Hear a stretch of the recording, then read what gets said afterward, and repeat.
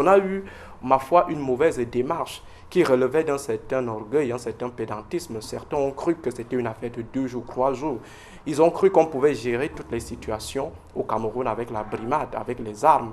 Mais là, nous sommes dans l'enlisement.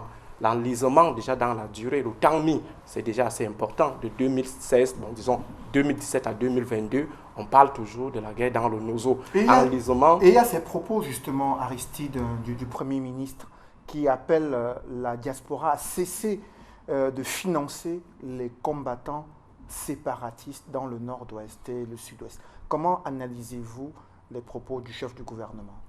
Est-ce que de son côté, le Premier ministre, qui était là lors du grand dialogue national, qui est toujours là, qu'est-ce qu'il a fait lui-même en tant que fils du Nozo pour que ces recommandations liées au contentement de la diaspora soient observées sur le terrain?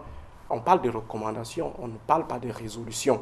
Or, si on avait été sérieux, on devrait normalement parler de résolutions et non de recommandations.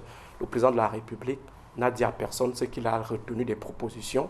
Le Parlement n'est au courant de rien. On attend tout simplement son pouvoir discrétionnaire pour une crise qui commande une certaine gestion globale, une certaine gestion